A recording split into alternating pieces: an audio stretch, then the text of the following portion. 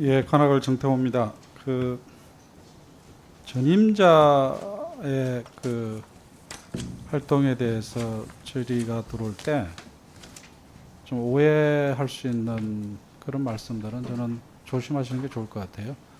그러니까 되게 공공기관에 보면은 혁신이라는 관점에서 접근하는 분들도 계십니다. 그러다 보면은 약간 이제 좀 무리할 때도 있는데 그런 분들이 마치 공적인 마인드가 없어가지고 그런 것처럼 이렇게 이제 질문을 했을 때 그 동조해서 오해될 수 있는 그런 말씀을 제가 들을 때는 좀 아쉽더라고요. 그런 부분 하나 지적하고 제가 넘어가겠습니다.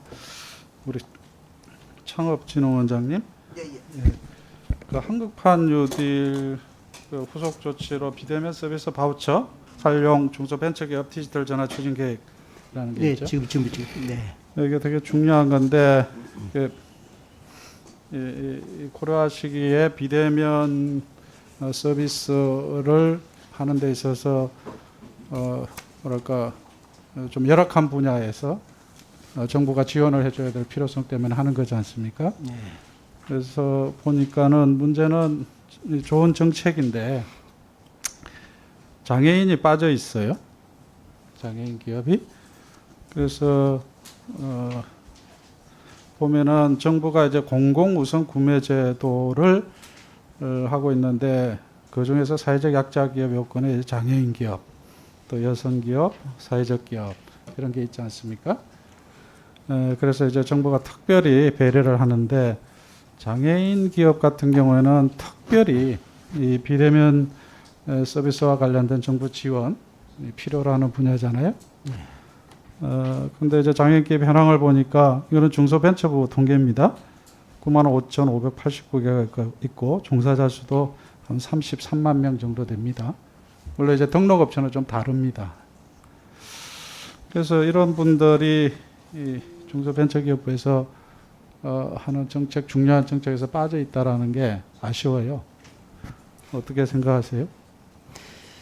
장애인 기업들도 재택근무 수요가 꽤 많을 거고요. 네. 저희들이 이번에 하면서 이제 혁신형 중소기업이랄지 중기부 시책에 적극 참여하는 그런 기업들, 그러니까 이노비즈랄지 벤처기업을 많이 배려를 했는데, 그리고 여성 기업까지도 배려를 했는데 장애인 기업이 좀 빠졌습니다. 그 중기부랑 협의를 해서 네. 대책을 찾겠습니다. 예, 꼭 좀 우리 장애인들을 좀 배려하는 그런 정책을 좀 해주시면 고맙겠습니다. 예, 알겠습니다. 그 다음에 한국벤처투자 대표이사님. 안 계시나요? 네. 예.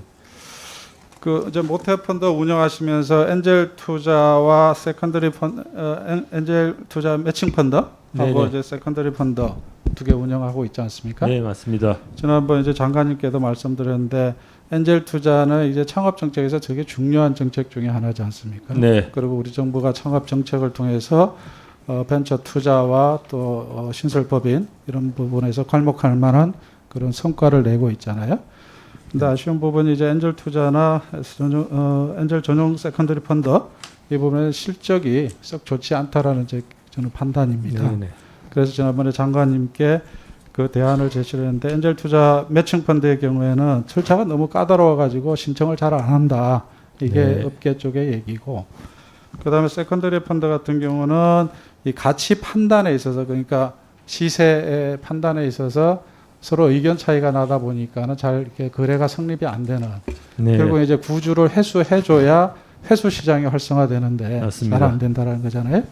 그래서 이제 지금은 세컨더리 펀드 같은 경우는 그 벤처 캐피탈만 운용이 가능한데 이거를 엑셀러레이터들이 할 수 있도록 열어주자. 네네. 이런 제안을 드렸는데 한번 의견이 어떠신지 여쭤보려고요.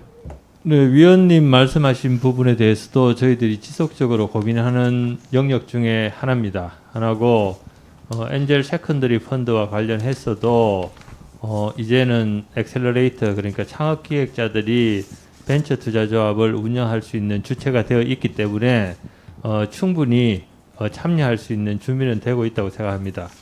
다만 이제 엔젤 매칭 펀드의 투자가 조금 부진하다고 이제 여기는 부분은 저희들도 똑같은 이제 그런 고민을 가지고 있었기 때문에 지속적으로 저희들이 엔젤 매칭 펀드를 활성화하기 위한 그 포럼을 열고 있었습니다. 그래서 2018년도에도 저희들이 한 차례 그 엔젤 투자자들이 매칭 펀드를 신청하는 절차를 대폭 간소화한 적이 있습니다.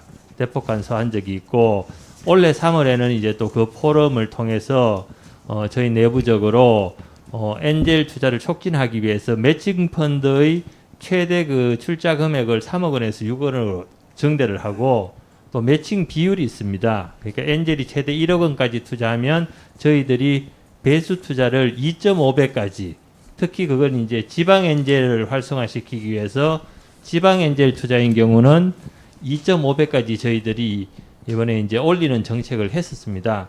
그런데 이제 단순히 저희들이 지금까지 엔젤 그 매칭 펀드 투자 금액이 한 1,100억 원 정도가 되는데 이거 이외에 2015년부터 저희들이 엔젤 투자자들이 운용 주체가 되는 개인 투자 조합을 지금 운용을 하고 있는데 그 펀드의 규모가 지금 3,360억 정도가 됩니다.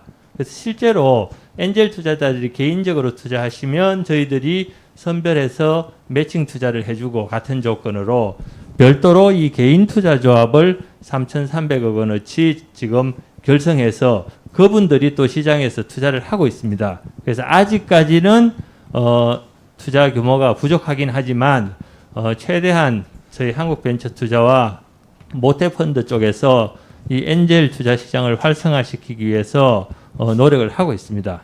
그래서 특히 지방 엔젤 분들을 위해서 저희들이 지방을 돌면서 IR을 지금 작년까지 계속 했었고 올해는 코로나로 못했는데 내년부터는 요 포스트 코로나 상황을 감안하여 온라인 형태도 저희들이 IR을 해서 후속 투자까지 유치를 해주는 그런 계획들을 지금 가지고 있습니다. 네.